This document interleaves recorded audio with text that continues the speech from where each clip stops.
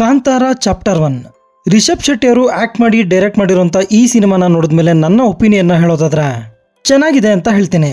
ಇದೊಂದು ಸಿನಿಮಾ ಅನ್ನೋದಕ್ಕಿಂತ ಒಂದು ದೃಶ್ಯ ವೈಭವ ಅಂತ ಹೇಳಿದ್ರೆ ತಪ್ಪಾಗಲ್ಲ.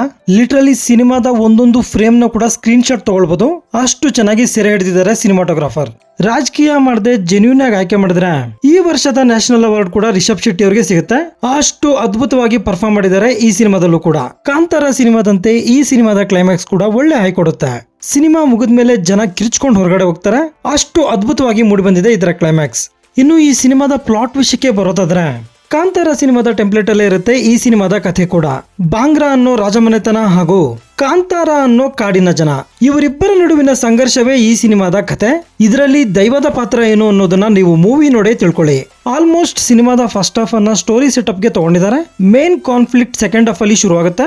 ಸಿನಿಮಾದಲ್ಲಿ ದೈವದ ಆರಾಧನೆ, ಅದರ ಆಚರಣೆ ಹಾಗೂ ಸಡಗರವನ್ನ ತೆರೆ ಮೇಲೆ ನೋಡೋದೇ ಒಂದು ಅದ್ಭುತವಾದ ಅನುಭವ. ಇಲ್ಲಿ ಬಂದಂತ ಆಕ್ಷನ್ ಸೀಕ್ವೆನ್ಸಸ್ ನ ತುಂಬಾ ಚೆನ್ನಾಗಿ ಡಿಸೈನ್ ಮಾಡಿದ್ದಾರೆ. ಆಕ್ಷನ್ ಕೊರಿಯೋಗ್ರಾಫರ್ ಹಾಗೂ ರಿಷಬ್ ಶೆಟ್ಟಿ ಅವರ ಶ್ರಮ ಇದರಲ್ಲಿ ಕಾಣುತ್ತೆ. ಸಿನಿಮಾದ ಕಥೆಗೆ ಈ ಸಾಹಸ ದೃಶ್ಯಗಳ ಅವಶ್ಯಕತೆ ಇದ್ರೂ ಕೂಡ ಒಂದು ಹಂತದಲ್ಲಿ ಸ್ವಲ್ಪ ಅತಿ ಆಯ್ತು ಅನ್ಸಿದ್ದು ನಿಜ. ಫಸ್ಟ್ ಆಫ್ ಅಲ್ಲಿ ಸ್ಟೋರಿ ಸೆಟಪ್ ಹಾಗೂ ವರ್ಲ್ಡ್ ಬಿಲ್ಡಿಂಗ್ ಗೆ ಒತ್ತು ಕೊಟ್ಟಿರೋದ್ರಿಂದ ಈ ಭಾಗದಲ್ಲಿ ಪ್ರೇಕ್ಷಕರನ್ನ ಎಂಟರ್ಟೈನ್ ಮಾಡೋದಕ್ಕೆ ಕಾಮಿಡಿ ದೃಶ್ಯಗಳನ್ನ ಇನ್ನೂ ಸ್ವಲ್ಪ ಚೆನ್ನಾಗಿ ಬರ್ಕೋಬಹುದಾಗಿತ್ತು. ಇನ್ಫ್ಯಾಕ್ಟ್ ಕಾಂತಾರ ಸಿನಿಮಾದಲ್ಲಿ ವರ್ಕ್ ಆದಂತ ಕಾಮಿಡಿ ಈ ಸಿನಿಮಾದಲ್ಲಿ ಅಷ್ಟರ ಮಟ್ಟಿಗೆ ವರ್ಕ್ ಆಗ್ಲಿಲ್ಲ ಅಂತ ಹೇಳ್ಬೋದು. ಹಾಗಂತ ಈ ಭಾಗದಲ್ಲಿ ಬಂದಂತ ಕಾಮಿಡಿ ಕೆಟ್ಟದಾಗೇನಿಲ್ಲ, ಬಹುತೇಕ ಇಲ್ಲಿ ಸಿಚುಯೇಷನಲ್ ಕಾಮಿಡಿನೇ ಇರುತ್ತೆ. ಸಿನಿಮಾದ ಮೇಕಿಂಗ್ ಬಗ್ಗೆ ಎಷ್ಟು ಮಾತಾಡಿದ್ರು ಕಡಿಮೆನೆ. ಈ ತರದ ಬಡ್ಜೆಟ್ ಅಲ್ಲಿ ಇಂತ ಒಂದು ಕ್ವಾಲಿಟಿ ಪ್ರಾಡಕ್ಟ್ ಅನ್ನ ಕೊಡೋದಕ್ಕೆ ಕೇವಲ ರಿಷಬ್ ಶೆಟ್ಟಿ ಅಂತ ಡೈರೆಕ್ಟರ್ ಗೆ ಮಾತ್ರ ಸಾಧ್ಯ. ಸಿನಿಮಾದ ಬಹುತೇಕ ಚಿತ್ರೀಕರಣ ಕಾಡಿನಲ್ಲೇ ನಡೆದಿದೆ. ಇಲ್ಲಿ ಬಂದಂತ ಕಾಡಿನ ದೃಶ್ಯಗಳು, ರಾಜರ ಅರಮನೆಗಳು ಹಾಗೂ ಸಿನಿಮಾದಲ್ಲಿ ತೋರಿಸಿದಂತ ದೇವಸ್ಥಾನಗಳು ಇವೆಲ್ಲವುಗಳನ್ನ ಅದ್ಭುತವಾಗಿ ತೆರೆ ಮೇಲೆ ತೋರಿಸಿದ್ದಾರೆ. ಖಂಡಿತ ಆರ್ಟ್ ಡೈರೆಕ್ಟರ್ ಗೆ ಅಪ್ರಿಸಿಯೇಟ್ ಮಾಡಲೇಬೇಕು. ಮೊದಲೇ ಹೇಳಿದ ಹಾಗೆ ಈ ಸಿನಿಮಾದ ಸಿನಿಮಾಟೋಗ್ರಫಿ ಅದ್ಭುತವಾಗಿ ಮೂಡಿಬಂದಿದೆ. ಅರವಿಂದ್ ಕಶ್ಯಪ್ ಅವರು ತಮ್ಮ ಕ್ಯಾಮರಾದ ಕೈಚಳಕವನ್ನ ಇಲ್ಲೂ ಕೂಡ ತೋರಿಸಿದ್ದಾರೆ. ಹೊಂಬಾಳೆ ಅವರು ಎಲ್ಲೂ ಕಾಂಪ್ರಮೈಸ್ ಆಗದೆ ಸಿನಿಮಾ ಏನ್ ಬೇಕೋ ಅದನ್ನ ಖರ್ಚು ಮಾಡಿದ್ದಾರೆ. ಸಿನಿಮಾದಲ್ಲಿ 2 ಮೇಜರ್ ಆಕ್ಷನ್ ಎಪಿಸೋಡ್ಸ್ ಇದ್ದು ಅಜನೀಶ್ ಅವರು ತಮ್ಮ ಅದ್ಭುತವಾದ ಬಿಜಿಎಂ ನಿಂದ ಇದನ್ನ ಎಲಿವೇಟ್ ಮಾಡಿದ್ದಾರೆ. ಕಾಂತಾರ ಸಿನಿಮಾದಲ್ಲಿನ 1-2 ಹಾಡುಗಳನ್ನ ಇಲ್ಲೂ ಕೂಡ ಬಳಸ್ಕೊಂಡಿದ್ದಾರೆ. ಅದರ ಜೊತೆಗೆ ಹೊಸದಾಗಿ ಕಂಪೋಸ್ ಮಾಡಿದಂತ ಸಾಂಗ್ಸ್ ಕೂಡ ಚೆನ್ನಾಗೇ ಇದೆ.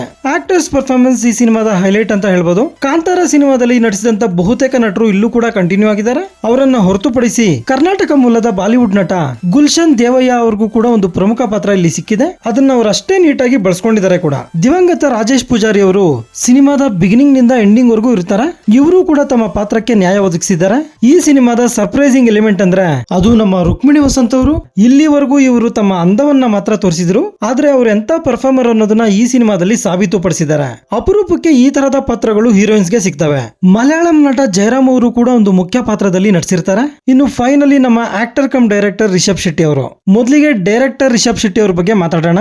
ಈ ತರದ ಎಫೆಕ್ಟಿವ್ ಕ್ಲೈಮ್ಯಾಕ್ಸ್ ಅನ್ನ ತೆರೆ ಮೇಲೆ ತರೋದಕ್ಕೆ ಕೇವಲ ರಿಷಬ್ ಶೆಟ್ಟಿ ಅವರಿಗೆ ಮಾತ್ರ ಸಾಧ್ಯ ಅನ್ಸುತ್ತೆ. ಇವರು ಈ ಸಿನಿಮಾದ ಮೇಲೆ ಹಾಕಿದಂತ ಪರಿಶ್ರಮ ಒಂದೊಂದು ಫ್ರೇಮ್ ಅಲ್ಲೂ ಕೂಡ ಕಾಣಿಸುತ್ತೆ. ಇನ್ನು ಆಕ್ಟರ್ ರಿಷಬ್ ಶೆಟ್ಟಿ ಅವರ ಬಗ್ಗೆ ಮಾತಾಡೋದಾದ್ರೆ ರಿಷಬ್ ಶೆಟ್ಟಿ ಅವರ ನಟವಿಶ್ವ ರೂಪವನ್ನ ಮತ್ತೊಮ್ಮೆ ನಾವು ತೆರೆ ಮೇಲೆ ನೋಟಿಸ್ ಮಾಡಬಹುದು. ಮೊದಲೇ ಹೇಳಿದ ಹಾಗೆ ಜೆನ್ಯೂನ್ ಆಗಿ ಸಿಲೆಕ್ಟ್ ಮಾಡಿದ್ರೆ ಅನ್ಡೌಟೆಡ್ಲಿ ಈ ವರ್ಷದ ನ್ಯಾಷನಲ್ ಅವಾರ್ಡ್ ಇವರಿಗೆ ಸಿಗುತ್ತೆ. ಸ್ಪೆಷಲಿ ಕ್ಲೈಮ್ಯಾಕ್ಸ್ ಅಲ್ಲಿ ಇವರ ಆಕ್ಟಿಂಗ್ ಲಿಟರಲಿ ಮ್ಯಾಡ್. ಇದು ಸ್ಪಾಯ್ಲರ್ ಆಗ್ಬಹುದು, ಆದ್ರೂ ಹೇಳ್ತೀನಿ. ಕಾಂತಾರ ಸಿನಿಮಾದ ಮತ್ತೊಂದು ಭಾಗ ಕೂಡ ಬರುತ್ತೆ. ಒಟ್ಟಾರೆ ಕಾಂತಾರ ಚಾಪ್ಟರ್ 1 ಒಂದು ಥಿಯೇಟರ್ ಸಿನಿಮಾ. ಮೂವಿಲಿ ಗೂಸ್ ಬಂಪ್ಸ್ ಬರುವಂತ ಸಾಕಷ್ಟು ಸೀನ್ ಗಳಿದಾವೆ. ಅದನ್ನ ಥಿಯೇಟರ್ ಅಲ್ಲಿ ಮಾತ್ರ ಎಂಜಾಯ್ ಮಾಡೋದಕ್ಕೆ ಸಾಧ್ಯ.